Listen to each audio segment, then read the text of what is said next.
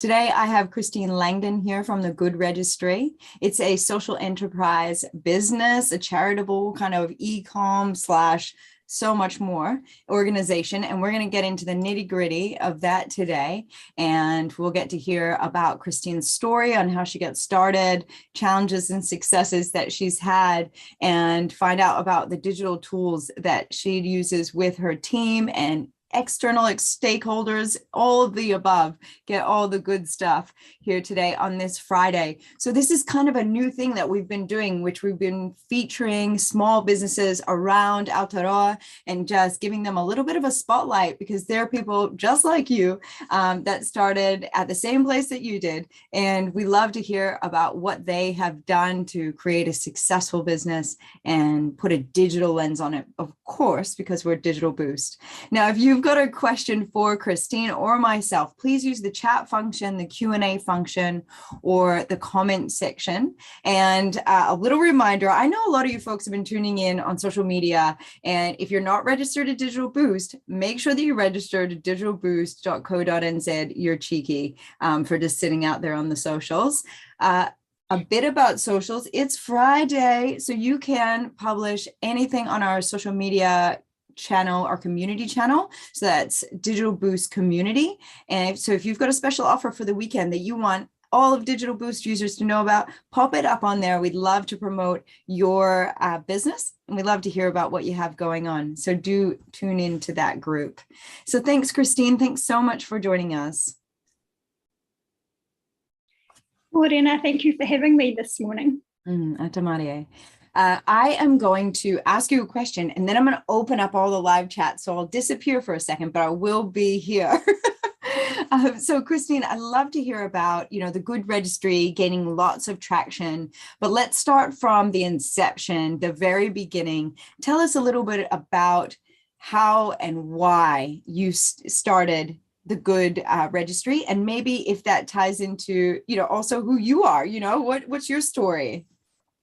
Okay, good place to start. My story is that I was working in the corporate world. I was the community manager at Z Energy, and absolutely loved it. Absolutely loved having a role where I could make a difference, and got to a point where I felt like that there was more that I wanted to do. I wanted an opportunity to create something that was really personal to me, and where I could see I could make a bigger contribution in the world.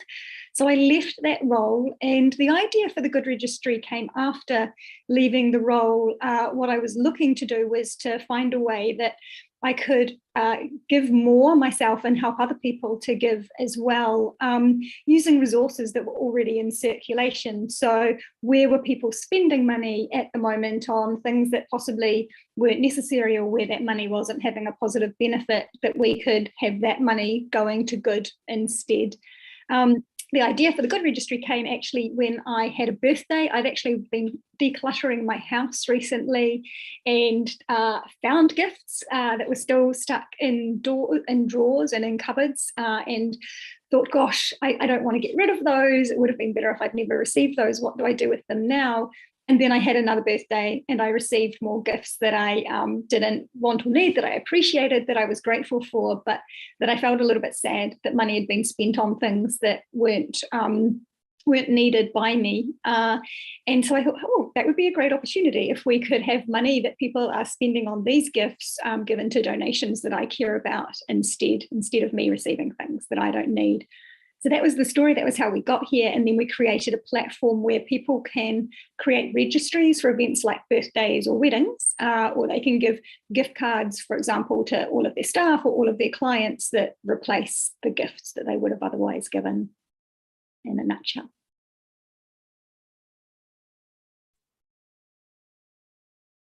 Sorry about that. I've got 3 platforms that I'm trying to get all set up, so I apologize. Such a great story. Now, you use the word "we" a lot. Is that because you work with you have a business partner that you work with, or is that family members that have contributed? How does that play out? I think we as a mindset, as much as anything. I think in all of the work that I've done, I've always thought that everything happens as part of a team. Nothing is individual. So the Good Registry was my idea, and it would not have come to life if it hadn't have been for the other people that came on board really quickly. So the first two people that came on board quickly were my co-founders, Sue McCabe and Tracy Bridges. They're both friends, they're both people that I've worked with in the past, and they're both equally passionate about making a positive difference in the world. And we're in a similar place in their lives where they'd stepped away from more corporate roles and wanted to use their time to do work that was really going to make a difference. So they were really quick to support the idea and to come on board as part of it. And then the work that we had to do to get the Good Registry off the ground was a massive team effort, and it continues to be a massive team effort. It's a pro bono team. We're established as a social enterprise, which means we can make a profit. If we did make a profit, it would mean great things, because it would mean that we were having a greater impact, and we could use some of that profit to put back into the impact. But at the moment, we're not making a profit, and everybody works pro bono, and that includes our IT team at Mage Binary and our finance team at Deloitte, and people who support us with some advertising and creative and all of that kind of thing at 81, and just a big community of people who support what we do and are willing to give their time for something that they believe in the same way as we do. So, I mean, how did you go about finding that team? Because a lot of people have, I think it's fair to say that a lot of people have a vision to give back, or to have a purpose-driven business, or to have a social enterprise business. There are so many of us that have passions that we'd like to contribute to, but it often seems insurmountable because of the amount of skills that you need to have in order to put all the pieces together for it to be a functioning business. Now, obviously, you came from like a corporate environment. Did you use a lot of the connections that you had through that in order to transfer over to the Good Registry and get people involved? Or how did you go about getting all of these people to donate their time? Tracy and Sue and I drew a little bit on our previous connections, and a big part of it was the digital marketplace. So the first thing that we did to build a supportive community for the Good Registry was actually to set up a crowdfunding campaign through Pledge Me. And yes, we did that partly to fund the build of the platform, which was very expensive, as websites always are. But we also did it just as much so that we could show people what we were building and why we were building it, and on the basis that we knew that people who supported the crowdfunding for the platform would become longer term supporters. So that gave us our first mailing list, our first community of people who we knew were supportive of what we were doing, who we could send newsletters out to, keep updated, let them know what we needed. And by becoming supporters of us early on, a lot of those people have felt really connected to us all the way through, and will put their hands up to help when they see a need.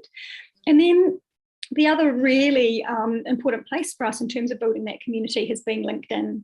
I tell our story on LinkedIn. I try and generally do post a day or two, and sometimes it ends up being a couple of posts a day when we've got a lot to say. And I'm not shy about using that community to say we could do with some help in this space, and it always delivers people who are keen to help, because like you say, people do want to do good things, and they often don't know where to look for it. And when they see an opportunity offered to them on a platform that they're on, people will always be putting their hands up to offer a hand. Yeah, well, it's smart on the LinkedIn community as well, because, there's so much transparency as to who you are on LinkedIn, having your business, where you actually work. I mean, the people you've been involved with, all your connections are on there. You can see who they're connected with. And it's really treated, with a different fashion than Facebook, where you're like, oh, friend, I don't know who that is, I'll friend them. On here, you kind of, when you make a connection, it's generally because you've worked with them, or you're doing work with them. And so there's some authority or some validity to the people you're connecting with, which is a really nice network to work with. And obviously, some of those would be, in a way, your target market. So it's a good way to connect also with your target market and get the word out there through a number of professionals that might be able to use your services or pass on the message, which is really cool. I've seen your posts. They're not salesy. It's not like you're trying to sell on this platform, which is really the right approach, I guess, with LinkedIn, because nobody goes to LinkedIn to think about setting up a gift registry, but they do go to LinkedIn to see about what innovative things are happening in business and how they can be involved in it. So a really smart way to do it. Of course, that because you and your team, are great at thinking it all out. And I'd love to hear, obviously, a lot went into this site, into this whole concept, and the execution is super important. Getting it off the ground, like any business, is not easy. It doesn't matter how many people you eventually run out of friends and family that you can refer to or will buy from you. What are some of the challenges let's start with challenges and then we'll move on to successes. So what are some of the challenges that you've experienced yourself or with your team creating and maintaining the Good Registry? I guess the first big challenge was building a website. We had the idea and we knew what we wanted to do. We wanted to do it quickly. And I think that best practice for the kind of thing that we wanted to create would have definitely been to go away and do lots of customer research and to design a website that was based around that. And we made the decision instead to build the website and see how people used it, and then to adapt and move with our users. So we had the idea for the Good Registry in August 2017. We went out to see who could build it in time for that Christmas. So within 3 months, essentially, so we could be out in the market in November for people to use us for that Christmas. And we learned very quickly that building websites is always bigger and harder and takes longer than what you think it's going to take. So we did get our website built in time for that Christmas, but it was missing some of the bells and whistles and actually some of the really essential things that we needed in the website, including a content management system. But the cool thing was still that we were in the market and we learned and we realized that the platform that we'd built really wasn't quite right for what people wanted to use it for. Okay. We've been able to keep adding to that with different pieces of technology and tools to get the website and the product essentially that we're offering, the ways for people to give to match the people who are out there and the way that they want to use the Good Registry and the kinds of gifts or giving opportunities that they want to give to their own communities, their staff, their customers. Lovely. I will delve into that a little bit more, because I'm sure a lot of that research or that information that you gathered came from data that you've pulled from your site, probably using specific tools. So we'll get into that. I think that's coming up. But let's talk about some of the successes that you've had with the Good Registry. I know there's been a lot. I saw a milestone, or a big marker that went up the other day, but fill everybody in on what are some of the successes you guys have experienced. Yeah, the big marker that you will have seen the other day is that we just did a latest round of payouts to our charities, and that was $44,000. And that makes us so happy that we're making that kind of contribution in the world. And to put that into context, the first Christmas that we had when we launched, I thought that we were going to do $1 million in our first year. And that first Christmas, I think we did less than $20,000 of giving. So it was a real reality check.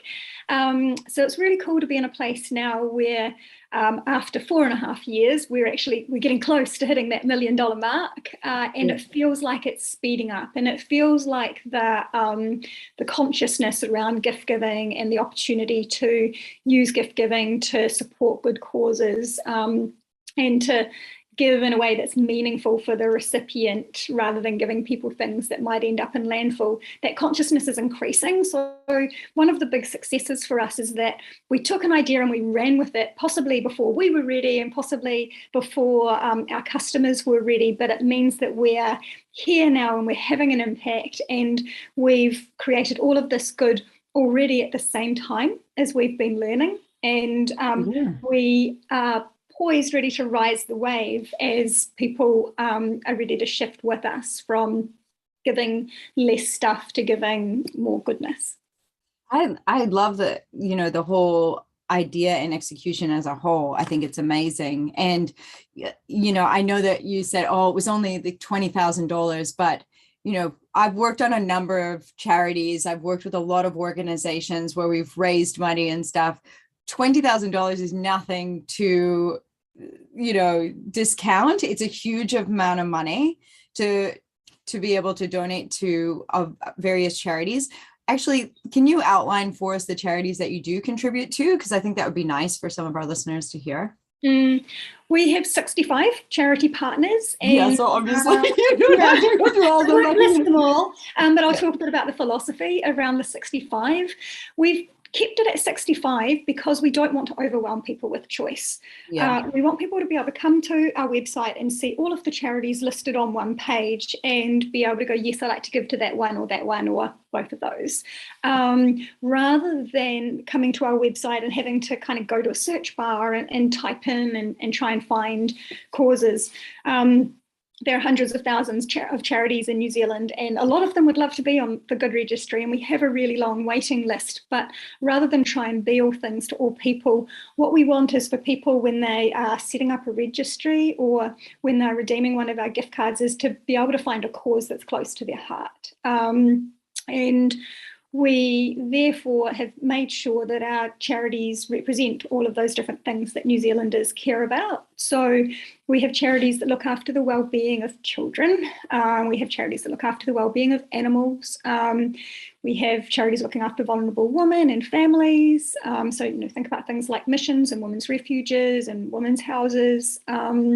We have environmental charities, and those are particularly popular with our givers because a lot of them are using the Good Registry, not just because they want to give to charity, but because they want to reduce waste or they want to do something that's good for the environment. There's a lot of waste and a lot of emissions in gift giving, and often those gifts are things that people don't need. So people can kind of have a double benefit of reducing their waste and giving to an environmental charity at the same time. We have a couple of international charities. Some people really like that their donations can go further in countries where things cost less. So New Zealand-based, New Zealand registered charities that do their work overseas. And a lot of charities in the health and wellbeing space. So a men's health charity and cancer charities and diabetes and asthma and Alzheimer's. So the major health concerns that New Zealanders face, we've got those charities there. And the cool thing is that we see people will come on, for example, with a gift card, and if their family has been affected by Alzheimer's, they're able to give that money to an Alzheimer's charity. Or if they always support animal charities, we've got a few animal charities for them to give to. But then what we also see is people will often go, I always support animal charities, so I'm going to give to something else this time. Lovely. And if somebody's got a $50 gift card, they can also support 10 different charities with that gift card. They don't have to give it all to one either. Did you to do the research for the charities that you selected, or the not necessarily the charities, but the pillars or the categories of type of charity? Did you do a lot of testing to find that out? How did you, or did you do research? Did you ask your clients? What were some of the ways that you figured out that recipe of what you were going to put on the Good Registry? To start with, we had that really small window of 3 months from having had the idea to deciding that we were going to launch the website. A very small window, really, for a launch, really. Yeah. So in that window, we were building a website and writing the content for a website. We were setting up the company and the trust structure, and we were recruiting and onboarding charities, and we were running a Pledge Me crowdfunding campaign and lots of other things. So the onboarding of the charities the approach that we took with that was at the outset, we decided to limit ourselves to 50 charities. And I thought that once we launched and once we kind of had all of our systems bedded down and that kind of thing, we would just throw the doors wide open and let any charity that wanted to come on. But part of that process was learning, no, we're actually better with a tight-knit family of charities. So when we first came up with the list of charities that we would approach and invite on, we used our own knowledge and experience. So as I said, my previous role had been as community manager at Z Energy. That had included oversight of the Good in the Hood program, which so many charities from all of the communities all across New Zealand are part of that program. So that gave me a really good knowledge of which charities New Zealanders love and which charities are doing great work around New Zealand. And one of my co-founders, Sue McCabe, she is also a founder of another charity called Community Comms Collective, which offers communication support to community groups. So she had knowledge through that. She's also the chief executive of Philanthropy New Zealand. So there was a lot of drawing on our own knowledge from the past rather than being really scientific about it. And then once we'd launched, we have used a process each year to check in, have a look at which charities are resonating with our givers and which ones aren't, and to see if there are areas that are emerging that are really important for New Zealanders which aren't currently represented in the charity mix. So that's where we've increased to 65 charity partners. We've let a few charities go that just weren't getting donations from our givers because they weren't resonating. And we've brought on more charities in the refugee space, more charities in the environmental space. We've worked really hard to bring on more kaupapa Māori charities, Pacifica-led charities. We brought on Fertility New Zealand because that's a major issue for New Zealanders. So we've looked for the things that weren't originally there that really do impact a lot of New Zealanders and that people would like to be able to use the opportunity that they've got with a gift card in their hand or a birthday coming up to be able to give to those sorts of causes. Yeah, lovely. Fantastic. So let's move into some of the digital tools that you use. Obviously, there's lots going on, but let's start with the nuts and bolts, because without a website, your business kind of isn't there. so who, I know that you guys didn't build the site yourself, but who is your provider? Like, is it a WordPress or who do you use? Our website is a jigsaw. So the initial site, which was the bespoke website that we built, was just for the gift registries. So that was just for people who were saying, it's my birthday or my wedding coming up, I'd like to create a registry with one charity and I invite all my friends and family to give to that. That was built on Ruby and Rails for people who know about web building and technology. So bespoke, you can't just go and kind of build that website yourself. Yeah. Once we'd launched that, the first feedback that we got was from corporates who were wanting to be able to use the Good Registry to be able to give to their clients or their staff, and that registry model didn't work for them. And the platform that we had built for the registries was really, really expensive, and it was really expensive to maintain as well or to add to. So we decided we couldn't add a gift card function that would enable the corporates to give through the Good Registry into that. So we went and built another website on Shopify, one of the best known e-commerce platforms. It's fantastic. And we've basically got the two sites plugged together. So when you come onto our website, you're landing on a homepage which is on Shopify. And you'll look around and you'll see a whole lot of content and stories and media pages and supporters pages and all of that kind of thing. That's all using the content management system on Shopify. The gift cards you buy on Shopify, it's a Shopify gift card, but it's got a Shopify app that's plugged in to make our gift cards a little bit more snazzy. The gift cards, when you redeem them, you're redeeming them on Shopify, and the way that you're looking at all of the charities to choose which charities you want to give to, the charities have actually been set up as if they were products. So as if it's kind of like 50 different pairs of socks to choose from. We've got 65 different charities to choose from on one page.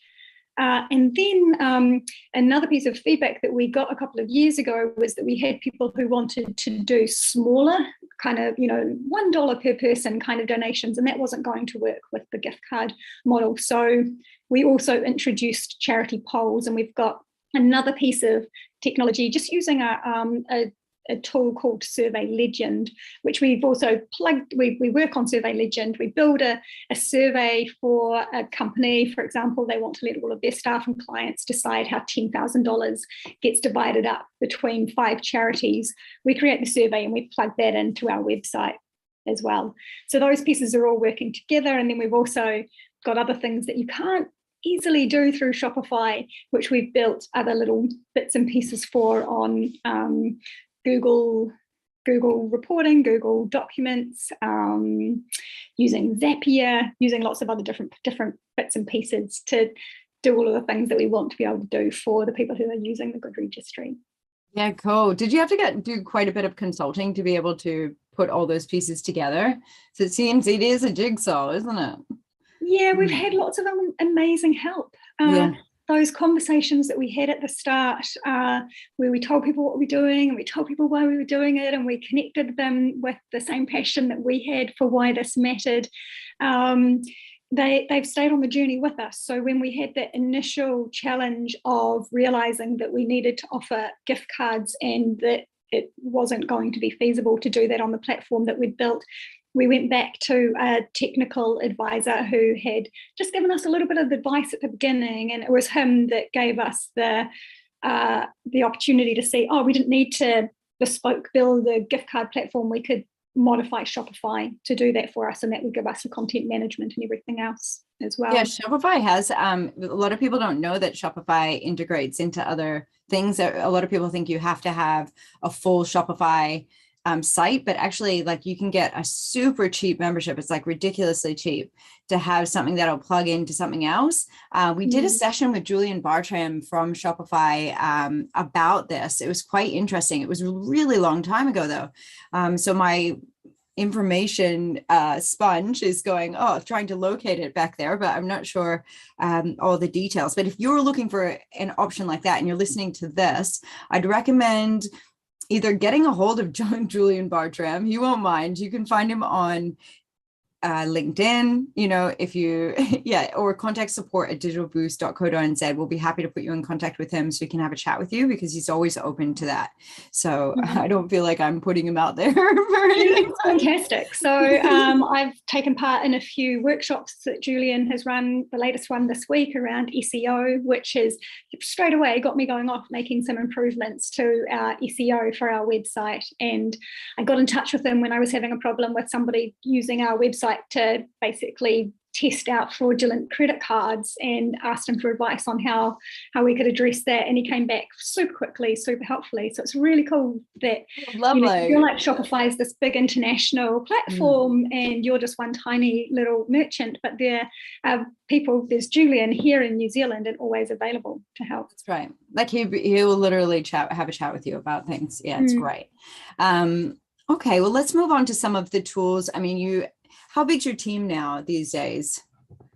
It depends on who you count as the team. So, like I said, we're all still pro bono, and there's just lots of different pieces of the puzzle, lots of different people who help out in different ways. The core team, the 3 founders, myself and Tracy and Sue. We have Mage Binary, who look after our IT on a day-to-day basis. And then we have a couple of other IT people who have helped us out with different IT challenges. So we were fortunate to have somebody help us with a redesign of the website, because I'd made the website look so ugly with all of the little changes I was making.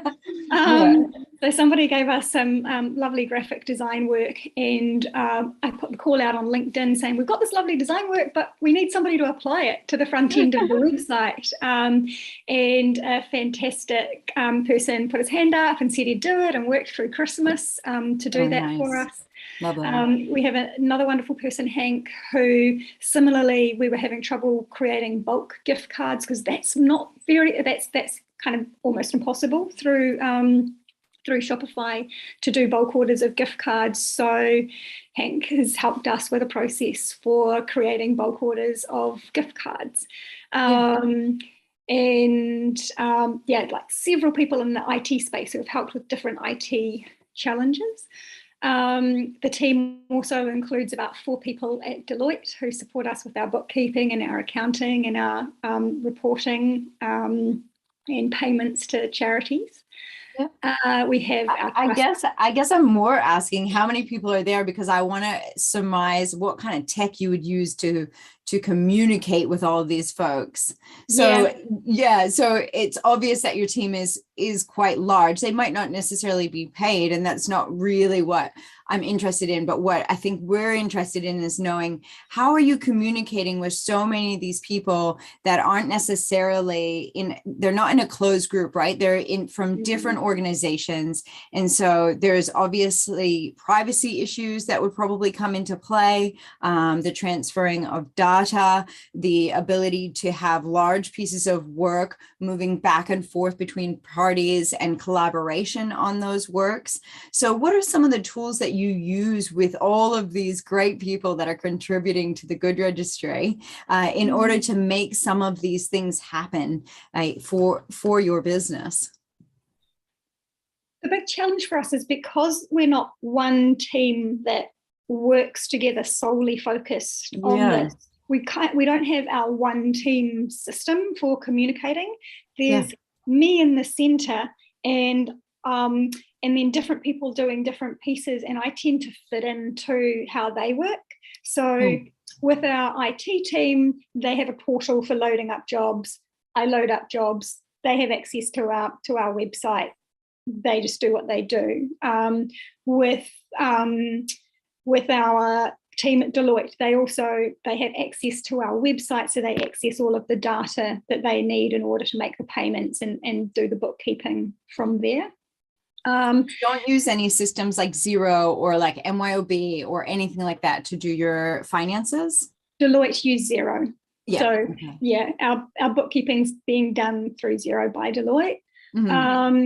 A lot of I do use Slack when I'm working with different teams that use Slack, but we use Google Documents a lot for sharing documents that we are working on. I have a lot of interns who create content for us and volunteers who create content for us, and generally will work out of a Google document so they can write something. I can give feedback on it. They can make edits, and then they can share it with the person or the organization that they've written about, so they can also get input there, and we're not having different kind of documents going around with different issues of version control. A lot of it's done by email. I know that's very old-fashioned these days, and I think that, I think that it's still a cornerstone of how we do business, especially when we're working with, the structure of your business is that a lot of people are external. So, email often will work well. I mean, I do work with some across a few organizations, and we are all tied into Slack, but that's only because we're all tied into Slack, and we can create those channels like that. But if a team isn't using that, sometimes it can get a bit messy, and sometimes you need to be able to share files that won't, there's uses and there's uses, right? So yeah, indeed. But you personally use like Google Workplace, like when you're sending out emails? Yeah, our email provider is Google Workspace. Okay. Yeah. All right. Cool. And then, so talk to us a little bit about your socials and what you're doing on social media. I know you're using LinkedIn. Are you using any other channels? And how have you structured, I guess, your marketing on those channels for the Good Registry? We use LinkedIn a lot, and one of the reasons that I really focus on LinkedIn is that one of the key groups that we want to reach and want to encourage to use the Good Registry's gift cards are businesses. So the businesses that give gifts to their staff or their customers as rewards, or for Christmas, or for milestone celebrations. a lot of that stuff no longer feels really relevant or useful to people, and there's a real opportunity to use the money that they're spending and the opportunity that they have there to give people the chance to support causes that they would love to be able to give to.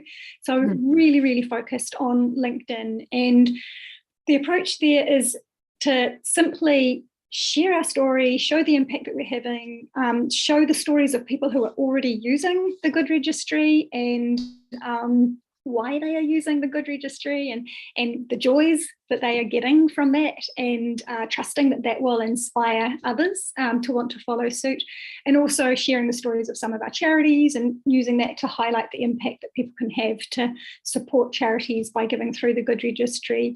And I also talk a lot about sustainability, because I care so much about sustainability and managing the resources, the limited resources that we have. And that's one of the key pillars that the Good Registry is built on, is that we can't keep giving people gifts out of these limited resources that the planet has if those gifts aren't wanted or needed.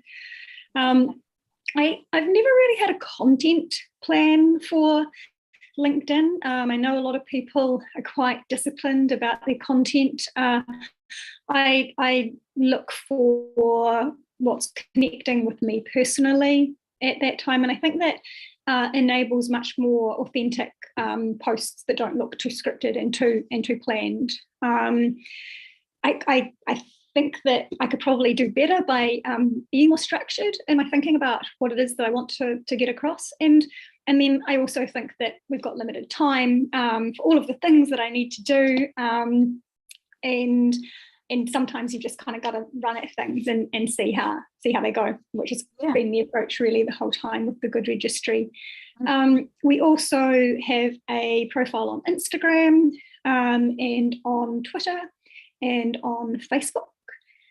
And Tracy tends to manage our Twitter for us, and I look after Facebook and Instagram as well. And that's one of the areas where I've had lots of help from our communications interns. I've managed to tap into the fantastic students going through the Bachelor of Communications course at Massey University, and regularly have interns with us who are just fantastic at generating content for those channels. And my approach there is to let them be free and to see what they come up with. And that means we get a really wide range of different sorts of video content and graphic content and storytelling, depending on what those students who are working with us come up with.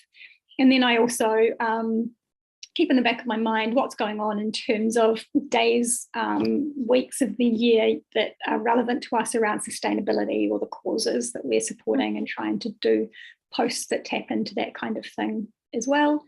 And one of my main things across all of the social media channels is that when we create one piece of content, I try and think about how I can use it across all of our channels. So we write one blog, and I make sure that we use that blog across all of the channels so that we get the maximum use out of one piece of content. Yeah, nice. And it does sound like, even though you don't think of it as having a strategy of what you're putting out there, it does sound like you have some very clear pillars, I guess you'd say, to the types of content that you do put out on these channels. And, you know, there should always be, as Tracy, a guest of ours from My Engine Lab, said, there should always be random acts of content. And that sounds like what you're doing there, which is great, because you never want to have it so structured that you don't have room to be relevant. So yeah, fantastic. We've talked a little bit about, you know, you do have quite a lot of support from externals. We've talked about Xero is what your accounting people are using, your website. I love that use of Shopify, because people don't think of it as an engine like that. So that was a really good thing to bring up. And then talking about your socials. And I guess it's just any other tools, like what couldn't you live without in your business? use Zapier and things like that, which is a cool tool to link lots of tools together. We've done some sessions on Zapier. Or Zapier, I'm not sure. I always get confused on which pronunciation it is, but it is a tool that you can use for free as a small business. You might have too many Zaps, I don't know, but it is a tool that you can use for free if you're quite a small business. You don't have many things you need to connect. It's a great opportunity to save yourself some time with some automation. So is there any tool that you have, Christine, that Zapier is happier? Thanks, Dean. So is there any tool that you just couldn't live without with the Good Registry? Zapier is one of them. It has been an absolute lifesaver, because the problem that we had was that with the gift cards on Shopify, every single gift card gets spat out as a separate email, and we've got a corporate that wants 3,000 gift cards, and we can't just send them 3,000 emails and say, here are your gift cards. So what we were able to do using Zapier was have all of the emails sent to my email address and say to Zapier, if a gift card is sent to this email address, scrape out the code and put it in this Google spreadsheet that we've created over here. Yeah. And then I'm able to go to that Google spreadsheet, take the 3,000 codes and either send them to the client and say, here are your 3,000 codes to set in your own gift card that you're making, or take the 3,000 codes and send them to Hank, one of our awesome support crew, and say, hey, can you please put these into this PDF design of a gift card to send to this client? So we could not manage the bulk orders of gift cards without. That'd be insane. Yeah. And it is one thing that I kind of keep on every now and then giving Shopify a little nudge around, could you improve your process for bulk orders of gift cards? But I think we're a unique case for gift cards. Most stores on Shopify are selling a thing, and the gift cards are just part of the offer. And for us, the gift card is the whole offer. We are giving people gift cards so they can come and use the gift cards to give to charities. We're not giving people stuff. I just don't see why that is. I don't see as a global market how that is unusual, So feedback to Shopify, get it sorted, Thanks. Thank you. Because I just don't see why that wouldn't be something that people would do, because so many businesses sell gift cards. I mean, not as an add-on, but just as we sell gift cards, maybe not to redeem for charities, but for other things. So that's interesting that it isn't set up in their system, but they are always upgrading. So, who knows? Now it's interesting because you've got Shopify, and maybe it's because your clients don't sit there, or maybe you haven't, it's just too much to take on at this point. But Shopify integrates with TikTok, but you don't use TikTok at all. And is that just because of your customer base, you feel? Yeah, it's because we need to be conscious of where we put our limited time and effort. And I think we get more out of the effort into a place like LinkedIn, where we're targeting that business audience that can do large amounts of giving using either our gift cards or our polls.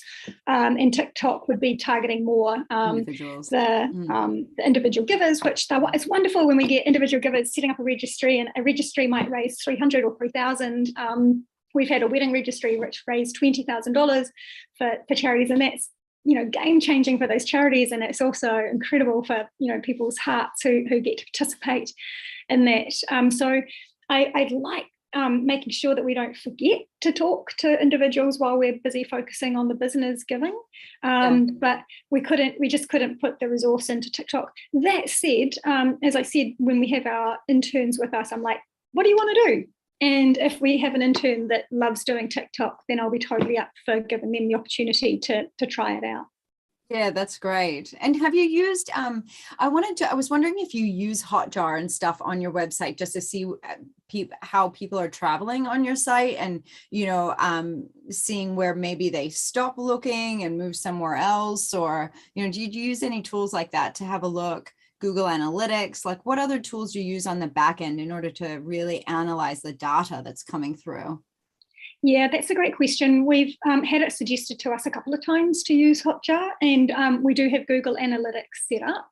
And it all comes back down to the resource that we've got, that we can't do everything. And some of the challenges that, you know, when we get the information from things like Hotjar and Google Analytics, what are we going to do with that? Because we don't really have the resource to fix a lot of the problems on the site. We're tied in to the Shopify system, and we already know kind of what a few of the problems are with the way gift cards operate on Shopify and with the way the checkout operates on Shopify. But we know that we can't change that in the platform that we're in. So it's a little bit of a cop-out to say, yeah, we're not kind of doing all of the research that we could do, because then it's just going to throw up all of these problems that we don't have the resource to fix. Yeah. But we're focusing at the moment on just trying to make the experience as good as we can with the resources that we've got, and hoping that that can get us to a place where there's enough donations going through our site and enough good vibes around our site that maybe somebody will come along and say, look, we can see how we can improve this website and we'd love to help you pro bono. That would be the most amazing thing that could happen. Shout out to anyone listening to this that wants to help out. Yeah. Because, ideally we need a bespoke website at some point in time, and we simply can't afford to build that at this stage. And once we've got a bespoke site, then having a better understanding of how customers are moving around will be much more beneficial to us, because we can use that information to fix. That's interesting though, because I think that, I guess because Shopify is like a builder website, a lot of the times you can't change the code, but sometimes you can change the code if you know how to change it. And I would say, like, making a bespoke site, you're going to lose pretty much a lot of your SEO gains that you're making all of these changes for, on your copy and stuff like that, in your backlinks. When you change platforms, you lose so much of that Google juice, as they call it. So, remedying it within the system that you have, I would think, knowing my limited knowledge, I guess, would be better than rebuilding a whole new site, unless it just epically changed the game of your customer experience. But yeah, fixing it within would probably be better than rebuild most times. But it just depends on, if it's really interfering with your customer service, then, maybe it's worth that loss. And maybe you do lots of work around creating a lot of those backlinks and doing a lot of that stuff to get back to where you were. But yeah, so interesting. It's always interesting to see with our ability to scale. Journey. Sorry, what did you say? It's interfering with our ability to scale, because there's all those pieces that we're needing to do manually to make it work, which that's manageable for me at the moment. But, like I said, there's a lot going into me being able to scrape those gift cards and create those gift cards for a bulk order. And ideally we'd have a website where it's like designed to make the whole gift card experience seamless, and no matter what size the order of gift cards is. Yeah, great. I mean, I'm obviously not an expert in this area, so that would be for the tech guys. But I just always wonder, because I've heard so many times from folks saying, there are limitations with these sites, but sometimes if you are good enough at code and there is capability, you can change the code yourself. They just won't change it for you. But I guess that's one of the benefits for builds like WordPress and stuff like that, where you actually can have a lot more capability than some of the other building sites like Squarespace or Shopify or what have you. Sometimes there's more ability to move into different areas or add things, integrate with maybe possibly more unusual things, which is what the Good Registry is doing. So fantastic. Let's finish up this session with just a little bit of advice that you have for folks that are getting started in this sector, in this area of social enterprise, into charitable trusts, into what advice would you give somebody if they were just getting started? One of the best pieces of advice that I got was ship before you're ready. And that goes back to when we started and we had that really short window of time to create the website and everything else that needed to be done to launch what we wanted to launch. And I looked at the product that we were about to launch and I did kind of go, oh, I feel embarrassed about it almost, it's not what I envisioned it being. But the advice was you've got to let it go. You've got to let it out into the world and then see how people respond to it, see how people use it. So I always think just do it. Don't wait for it to be perfect. And I think kind of that's the other piece of it is progress is better than perfection. And a lot of what we've done is progress, and it's a long way from perfection. But because we keep trying things and we'll do things which are imperfect, it means that we do have, even though it's all kind of cobbled together, we've got registries and we've got gift cards and we've got online polls and we've got thousands of people using us and we've replaced thousands of gifts and all of the waste, and we've raised nearly $900,000 for good causes. So it's all happening because we didn't wait for things to be perfect. Yeah, that's fantastic. And what a staggering figure of almost $900,000. Congrats to your whole team, to all of those folks that donated their time to make this happen, because without them, it wouldn't have happened. All of those key elements that people just stepped in as community members and said, hey, look, this resonates with me. I'm going to chip in and help these guys out. I think it's really honorable that so many folks came together and continue to donate their time to a cause like this. So fantastic. Shout out to all of you folks that have helped make the Good Registry what it is. And to the idea people here at the founding circle, as we might call it. Great job to all of you guys. We love watching your story and watching you grow over time. I know that because I'm on LinkedIn, I'm seeing your posts as well, and we all are following the Good Registry's journey. So wonderful to have you here with us on Digital Boost. Thank you so much for joining us. We loved hearing everything the ins and outs of what it takes to start a social enterprise business and take it to where you have today. So thank you. Thank you. Thank you so much for having me, and good luck to everyone who's listening with your enterprises as well. Yeah, awesome. Have a great weekend, everybody. Ka kite.